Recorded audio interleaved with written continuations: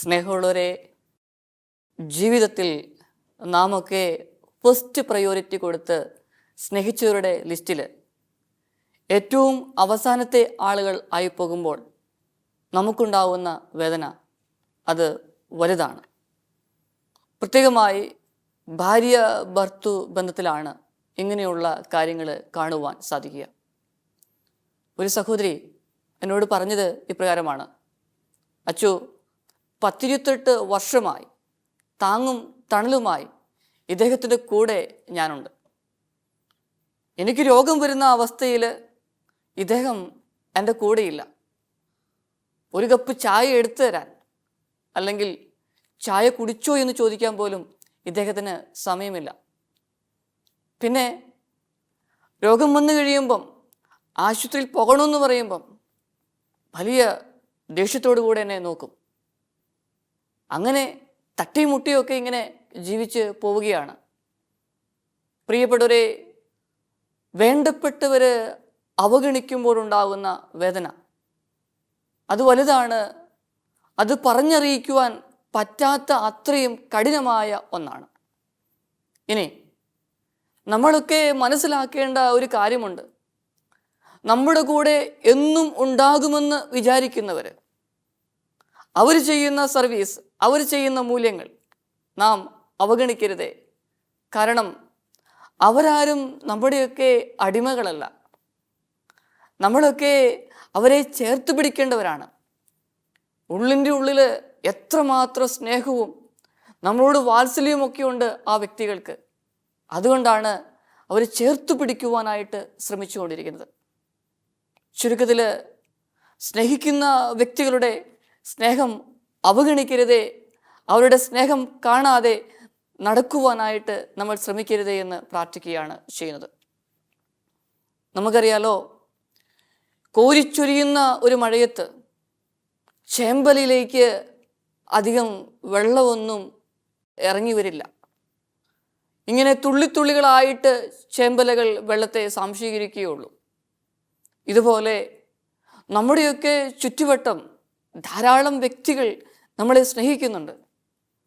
അവരുടെയൊക്കെ സ്നേഹം, പരിഗണന മനസ്സിലാക്കാനായിട്ട് സാധിക്കണം. അങ്ങനെയാണെങ്കിൽ മാത്രമേ ജീവിതത്തിൽ സംതൃപ്തി ഉണ്ടാവുകയുള്ളൂ. അവരിൽ നിന്നൊക്കെ സ്നേഹവും പരിഗണനയും ഒക്കെ സ്വീകരിച്ചെങ്കിൽ മാത്രമേ നമ്മൾക്കും അതുപോലെ തിരിച്ചു കൊടുക്കുവാനായിട്ട് സാധിക്കുകയുള്ളൂ. ജീവിതത്തിൽ എത്രമാത്രം തിരക്കിലൂടെ പോയാലും പ്രിയപ്പെട്ടവരെ, മറ്റുള്ളവരുടെ സ്നേഹത്തെ നമ്മൾ അവഗണിക്കരുത്.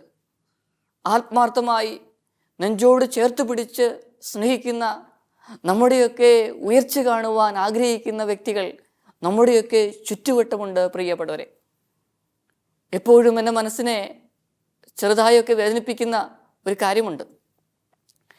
ഡീക്കനായിരുന്ന സമയത്ത് ഒരു റിട്ടയർഡായിട്ടുള്ള ഒരു ടീച്ചറിനെ പരിചയപ്പെടുവാനായിട്ട് ഇടയായി. വൈദികരുടെ മധ്യസ്ഥനായ പിയാനി പുണ്യവാളിൻ്റെ തിരുനാൾ ഓഗസ്റ്റ് 4-ാം തീയതി. എല്ലാ വർഷവും ഈ ടീച്ചർ എനിക്ക് മെസ്സേജ് അയക്കും. ഏകദേശം 14 വർഷം ഇടതടവില്ലാതെ എനിക്ക് മെസ്സേജ് അയച്ചുകൊണ്ടേയിരുന്നു. അച്ഛാ, ഒരു വൈദികനായാലും സന്തോഷിക്കുന്നുണ്ട്, പ്രാർത്ഥിക്കുന്നുണ്ടെന്ന് പറയും. കൂടാതെ ഈസ്റ്ററും ക്രിസ്മസും ഒക്കെ വരുമ്പം ചെറിയൊരു മെസ്സേജ് ഉണ്ടാവും: അച്ഛോ, പ്രാർത്ഥിക്കുന്നുണ്ട്, മറന്നിട്ടില്ല എന്ന്. പ്രിയപ്പെട്ടവരെ, എൻ്റെ ശൈലി എന്ന് പറയുന്നത് എല്ലാത്തിനും ഒന്നും അങ്ങനെ അധികം റെസ്പോണ്ട് ചെയ്യുന്ന ഒരു ശൈലി അല്ലായിരുന്നു. ഇപ്പോഴത് മാറി. ചില സാഹചര്യങ്ങളിൽ വിളിക്കാറുണ്ടായിരുന്നു. എടുക്കാൻ പറ്റുന്ന സമയത്ത് എടുക്കും, അല്ലാത്ത സമയത്ത് അത് എടുക്കാൻ സാധിക്കാതെ പിന്നീട് മറന്നു പോകുമായിരുന്നു. എന്നാൽ ഒരിക്കലുണ്ടായ ഒരു കാര്യമെന്ന് പറയുന്നത്, ഏകദേശം 2.5-3 വർഷങ്ങൾക്ക് മുൻപ് ആ സഹോദരി ഈശോയുടെ സന്നിധിയിലേക്ക് യാത്രയായി. അതിനുശേഷം ഈ സഹോദരിയുടെ ജീവിത പങ്കാളി എന്നെ വിളിച്ചു: അച്ചോ, ടീച്ചർ ദൈവത്തിൻ്റെ സന്നിധിയിലേക്ക് യാത്രയായി, അച്ഛനെ അറിയിക്കുവാനായിട്ട് അല്പം താമസിച്ചു പോയി, ക്ഷമിക്കണം. അച്ചോ, ടീച്ചർ ജീവിച്ചിരുന്ന സമയത്ത് അച്ഛനെക്കുറിച്ച് പറയുമായിരുന്നു, അച്ഛൻ്റെ ടോക്കുകളൊക്കെ കേൾക്കാറുണ്ടായിരുന്നു. കൂടാതെ കുടുംബ പ്രാർത്ഥനയൊക്കെ ചൊല്ലി പ്രാർത്ഥിക്കുമ്പം അച്ഛന് വേണ്ടിയും അച്ഛനെ പോലുള്ള പ്രിയപ്പെട്ട മറ്റുള്ള അച്ഛന്മാർക്ക് വേണ്ടിയിട്ടൊക്കെ അവൾ പ്രാർത്ഥിക്കുമായിരുന്നു എന്ന കാര്യം എന്നോട് വളരെ സങ്കടത്തോടെ പറഞ്ഞു. സ്നേഹമുള്ളവരെ, എനിക്ക് വലിയ വിഷമം തോന്നി ആ ടീച്ചറിൻ്റെ വേർപാട്. കാരണം മാനുഷികമായി ചിന്തിക്കുമ്പം വർഷങ്ങളോളം ഈ വ്യക്തി ജീവിക്കുമെന്നാണ് നമ്മുടെയൊക്കെ സങ്കല്പങ്ങൾ. എന്നാൽ പെട്ടെന്നുള്ള ഒരു തിരോധാനം, പിന്നീട് അവരയച്ച മെസ്സേജസ് ഒക്കെ നോക്കുമ്പം ദൈവമേ, ഇത്രമാത്രം ആത്മാർത്ഥമായി നമ്മെ സ്നേഹിക്കുന്നവർ, ചേർത്ത് പിടിക്കുന്നവർ, നമുക്ക് വേണ്ടി പ്രാർത്ഥിക്കുന്ന വ്യക്തികൾ, അവരുടെ ഒരു കോളിനൊരു മറുപടി, അവരുടെ ഒരു മെസ്സേജിനൊരു മറുപടി കൊടുക്കുവാൻ സാധിച്ചില്ലല്ലോ എന്ന് ഓർക്കുമ്പം വലിയ വിഷമം തോന്നി. ഇത് നമ്മളറിയാതെയുള്ള ഒരു തരം അവഗണനയാണ്.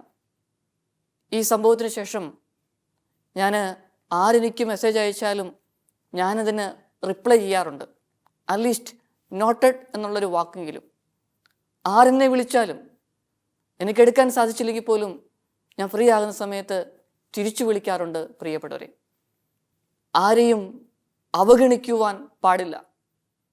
നാം അറിയാതെ നമ്മെ സ്നേഹിക്കുന്ന ധാരാളം വ്യക്തികൾ നമ്മുടെ ചുറ്റുപാടുമുണ്ട്.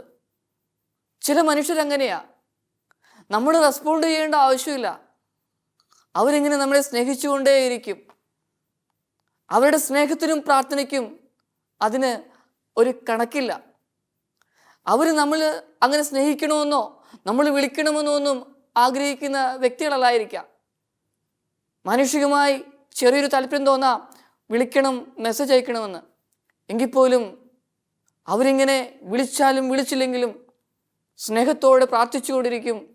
നമ്മുടെ ഉയർച്ച മാത്രം ആഗ്രഹിക്കുന്ന വ്യക്തികൾ ധാരാളമുണ്ട്. അങ്ങനെയുള്ള വ്യക്തികളെയൊക്കെ പ്രിയപ്പെട്ടവരെ ദൈവം സൃഷ്ടിച്ച് നമ്മിലേക്ക് അയച്ചതാണ്. നാം ഒക്കെ ആരെയും അവഗണിക്കുവാനായിട്ട് പാടില്ല. നമ്മുടെ കർത്താവ് ഈശോ മിശിഹ ഈ ലോകത്തിലേക്ക് വന്നു. എന്താ ചെയ്തത്? അവശ്യരെയും അവഗണിക്കപ്പെട്ടവരെയും ചേർത്ത് പിടിക്കുവാനായിട്ട്, അവർക്കൊരു മൂല്യം, ജീവിതത്തിന് അർത്ഥം നൽകുവാനായിട്ടാണ് പരിശ്രമിച്ചത്. നമ്മുടെ ഗുരുവിൻ്റെ കാൽപ്പാടുകൾ നാം പിന്തുടരണം പ്രിയപ്പെട്ടവരെ. ഒരു വ്യക്തി അവഗണിക്കപ്പെട്ടു എന്ന് തോന്നിയാൽ വലിയ മാനസിക സംഘർഷങ്ങളിലൂടെയാണ് ആ വ്യക്തി കടന്നു പോകുന്നത്.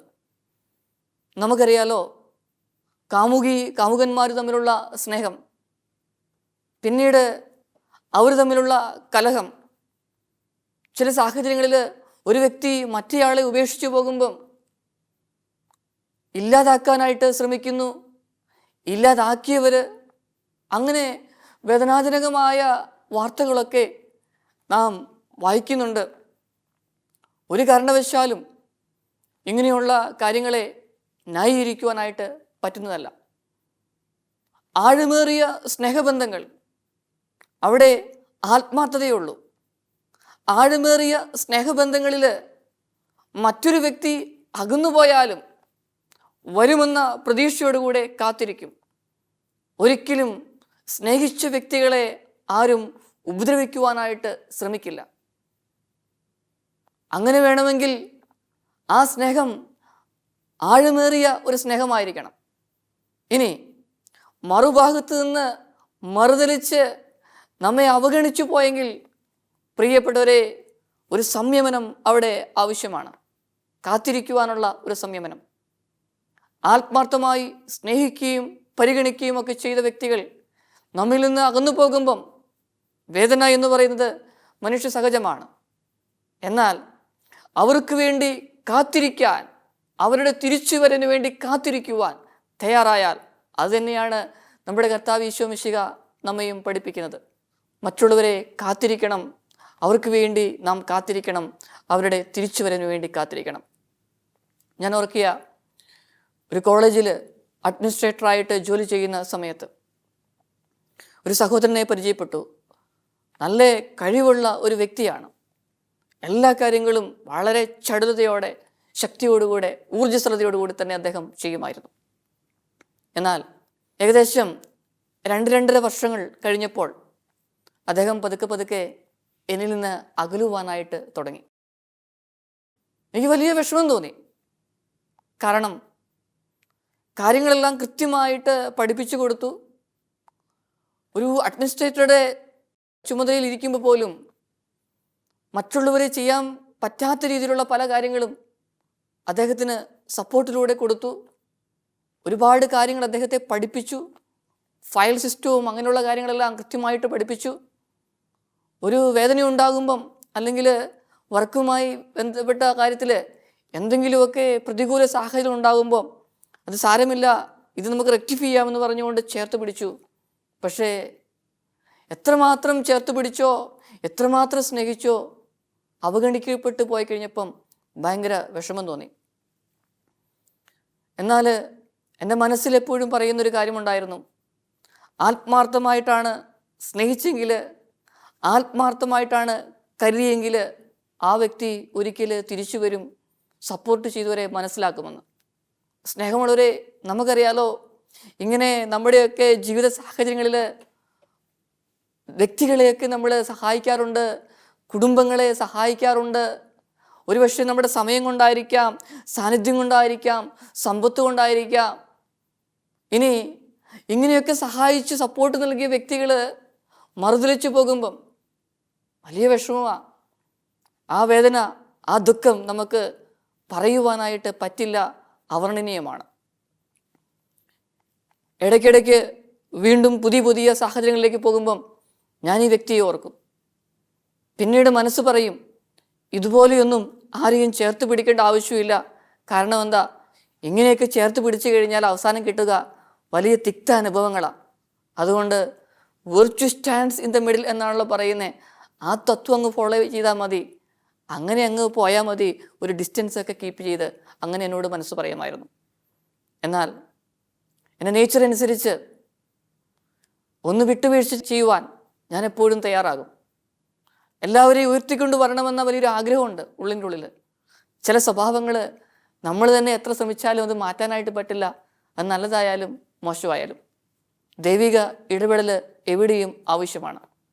പ്രിയപ്പെട്ടവരെ, എപ്പോഴൊക്കെ ഈ വ്യക്തിയെക്കുറിച്ച് ഞാൻ ഓർക്കുന്നോ ആ സമയത്തൊക്കെ ഒന്ന് പോസ് ചെയ്ത് പ്രാർത്ഥിക്കും, ദൈവമേ എന്നെങ്കിലും ഒന്ന് തിരിച്ചു വരണമേ എന്ന്. പ്രിയപ്പെട്ടവരെ, എനിക്കുണ്ടായ ഒരു സംഭവം ഞാൻ നിങ്ങളുമായിട്ട് പങ്കുവച്ചു. ഇനി ഇതിൻ്റെ പൂർത്തീകരണം എന്ന് പറയുന്നത് അത് 2 ആഴ്ച മുമ്പ് ഇവിടെ സംഭവിക്കുകയാണ് ചെയ്യുന്നത്. ഏകദേശം 9.5 വർഷമായി എന്നിൽ നിന്ന് അകന്നു പോയ ആ ഒരു സഹോദരൻ 2 ആഴ്ച മുൻപ് ഈ പ്രാർത്ഥനാ കേന്ദ്രത്തിൽ എത്തി. വരുന്നതിന് മുൻപ് എന്നെ വിളിച്ചു, അച്ചോ എനിക്ക് അച്ഛനെ കാണണം, കാണാൻ പറ്റുമോ എന്നോട് ചോദിച്ചു. ഞാൻ വലിയ സന്തോഷത്തോടെ പറഞ്ഞു, കാണാൻ പറ്റും, വരണമെന്ന് പറഞ്ഞു. എൻ്റെ അടുക്കൽ വന്നു. എൻ്റെ അടുക്കൽ വരുന്നതിന് മുമ്പ് എന്നോട് ചോദിച്ചു, അച്ചോ ഞാൻ കുടുംബമായിട്ടാണ് വരുന്നത്, അച്ഛൻ്റെ കൂടെ ഒരു ലഞ്ച് കഴിക്കണം, അതിന് സമയം ഉണ്ടാവുമോ എന്ന് ചോദിച്ചു. ഞാൻ പറഞ്ഞു, നിങ്ങൾക്ക് വേണ്ടിയിട്ട് എത്ര സമയം വേണമെങ്കിലും ഞാൻ മാറ്റി വെക്കാമെന്ന്. പ്രിയപ്പെട്ടവരെ, പറഞ്ഞതനുസരിച്ച് വന്നു. ഞങ്ങൾ ഒരുമിച്ച് കുടുംബമായി സമയം സ്പെൻഡ് ചെയ്തു. പോകുന്നതിന് മുൻപ് അദ്ദേഹം എന്നോട് പറഞ്ഞൊരു കാര്യമുണ്ട്, അച്ചോ ജീവിതത്തിൽ താളം തെറ്റിപ്പോയി, അച്ഛനെ ഞാൻ കൂടുതൽ വിഷമിപ്പിച്ചുവെന്ന് എനിക്കറിയാം, സാഹചര്യങ്ങൾ അങ്ങനെയൊക്കെ ആയിപ്പോയി. പക്ഷേ കഴിഞ്ഞ 9.5 വർഷമായിട്ട് എൻ്റെ മനസ്സിൽ ഭയങ്കര ഒരു തീയായിരുന്നു, ഇന്നാണത് മാറുന്നത്. പ്രിയപ്പെട്ടവരെ, എനിക്കും ഭയങ്കര വിഷമമായിരുന്നു. എന്നാൽ ആത്മാർത്ഥമായി സ്നേഹിച്ചവർ ഒരിക്കലും അകലില്ല എന്ന് ഉറപ്പുണ്ടായിരുന്നു. പ്രാർത്ഥനയോടെ അവരുടെ ജീവിത സാഹചര്യങ്ങളെ കൊടുത്ത് പ്രാർത്ഥിച്ചപ്പം തിരിച്ചു വന്നപ്പം ഭയങ്കര സന്തോഷമായി. പ്രിയപ്പെട്ടവരെ, ആരെയും അവഗണിക്കുവാനായിട്ട് പാടില്ല. ചേർത്ത് പിടിച്ച വ്യക്തികളൊക്കെ അവഗണിച്ചു പോയെങ്കിൽ ദൈവത്തിന് കൊടുക്ക്. എത്രമാത്രം നമ്മളെ അവഗണിച്ച് നമ്മിൽ നകന്നു പോയോ അതിൻ്റെയൊക്കെ 10 ഇരട്ടി ശക്തിയോടെ ഏതാനും മാസങ്ങൾക്ക് ഉള്ളിൽ അല്ലെങ്കിൽ വർഷങ്ങൾക്കുള്ളിൽ അവർ തിരിച്ചു വരും. അവർക്ക് അവരുടെ തെറ്റുകൾ ബോധ്യമാകുമെന്നുള്ളത് ഉറപ്പാണ്.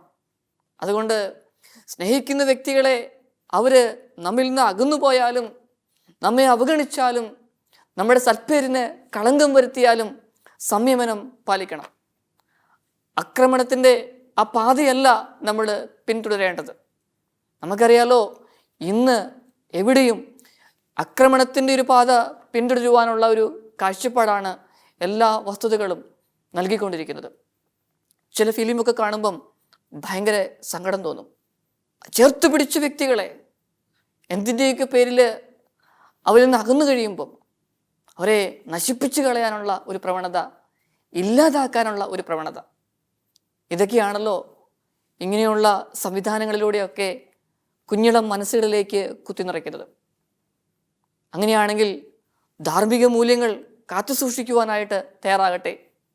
അവഗണിക്കപ്പെട്ടവരെ ചേർത്ത് പിടിക്കുവാനായിട്ട് നമുക്ക് ശ്രമിക്കാം. നഷ്ടപ്പെട്ടു പോയ ഒരാടിനെ ചേർത്ത് പിടിച്ച് അതിനെ തോളിലേറ്റി നടക്കുന്നവനാണ് നമ്മുടെ കർത്താവായ ഈശോ മിശിഹ.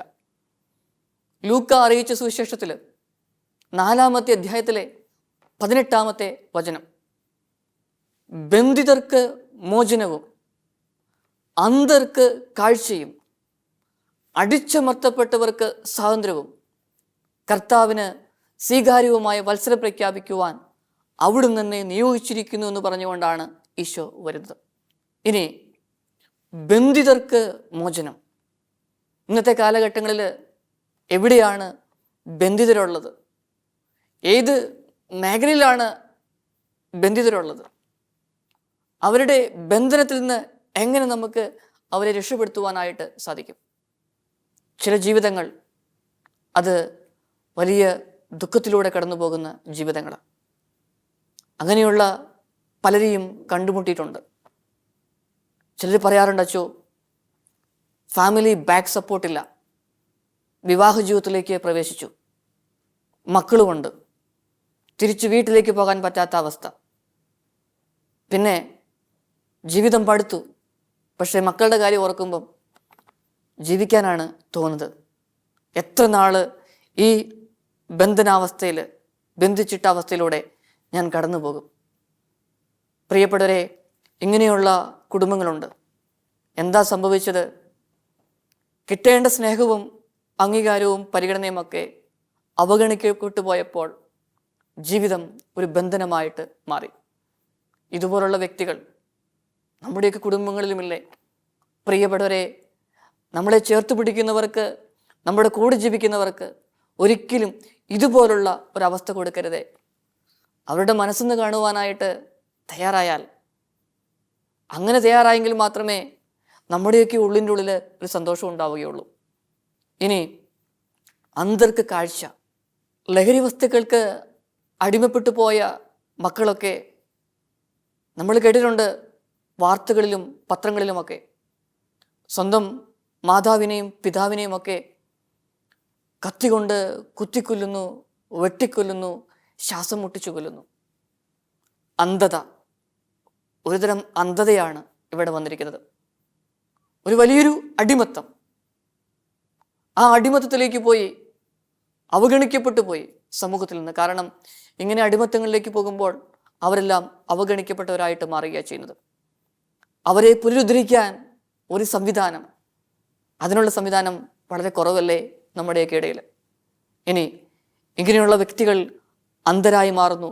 അപ്പോഴാണ് ഞാൻ മേൽപ്പറഞ്ഞ സംഭവ വികാസങ്ങൾ ഉണ്ടാകുന്നത്. പത്രങ്ങളിലും ന്യൂസുകളിലൊക്കെ കാണുമ്പം നമ്മളിതിങ്ങനെ കണ്ടങ്ങ് പോകും. പ്രത്യേകിച്ച് വികാരമൊന്നുമില്ലാത്ത അവസ്ഥ. നാളെ നമ്മളുടെ ജീവിതത്തിലും നമ്മുടെ കുടുംബത്തിലുമാണ് ഇത് സംഭവിക്കുന്നതെങ്കിൽ പ്രിയപ്പെട്ടവരെ, കണ്ടു തുറക്കാം, തമ്പുരാന്റെ മുമ്പിൽ അപേക്ഷിക്കാം. അതോടൊപ്പം തന്നെ അടിച്ചമർത്തപ്പെട്ട വ്യക്തികൾ ധാരാളമാണ്. നമ്മുടെ ചുറ്റുപാടുമുള്ള വ്യക്തികൾക്കൊക്കെ ധാരാളം കഴിവുകളുണ്ട്. കഴിവുകളുള്ള വ്യക്തികളൊക്കെ അടിച്ചമർത്തപ്പെടുന്ന ഒരു കാലഘട്ടമായി ഇപ്പോഴുള്ളത്. നമുക്കറിയാലോ, ചില റെക്കമെൻഡേഷനിലൂടെ ഉന്നതങ്ങളിലേക്ക് എത്തിയ വ്യക്തികളുണ്ട്. എത്രയോ കഴിവുള്ള വ്യക്തികളുടെ ആ ചാൻസാണ് നഷ്ടപ്പെട്ടത്. അതോടൊപ്പം തന്നെ പരീക്ഷാ സമ്പ്രദായത്തിലുണ്ടാകുന്ന ക്രമക്കേടുകൾ, അതൊക്കെ വന്നു കഴിയുമ്പം എത്രയോ യുവജനങ്ങളുടെ, വിദ്യാർത്ഥികളുടെ ജീവിതം തന്നെയാണ് ഇല്ലാതാകുന്നത്. അടിച്ചമർത്തപ്പെട്ട ഒരവസ്ഥ. ഇതിൽ നിന്നൊക്കെ ഒരു മോചനം വേണ്ടേ? പ്രിയപ്പെട്ടവരെ, നമ്മുടെയൊക്കെ ഇടയിൽ ആരും അവഗണിക്കപ്പെടുവാൻ ഇടയാകരുത്. ദൈവം കഴിവ് നൽകിയ എന്നെയും നിങ്ങളെയുമൊക്കെ സൃഷ്ടിച്ചത്. ആ കഴിവ് ഉപയോഗിക്കാനുള്ള ഒരവസരം കൊടുക്കണം. സ്നേഹിക്കുന്ന വ്യക്തികളെ ചേർത്ത് പിടിക്കുവാനായിട്ട് സാധിക്കട്ടെ. സ്നേഹം സ്വീകരിക്കുവാൻ നമ്മുടെ മനസ്സിനൊരു വലിപ്പമുണ്ടാവട്ടെ. പ്രതികൂല സാഹചര്യങ്ങളിൽ പോലും സംയമനത്തോടെ നേരിടുവാൻ. ചേർത്ത് പിടിച്ചവർ അകന്നു പോയി എന്ന് വിചാരിക്കുമ്പോൾ തിരിച്ചു വരും ഒരു ദിവസം. ആ ഒരു ചിന്ത, ആ ഒരു പ്രാർത്ഥന, അത് മതി. ദൈവം നിങ്ങളെ അനുഗ്രഹിക്കട്ടെ. ആമേൻ.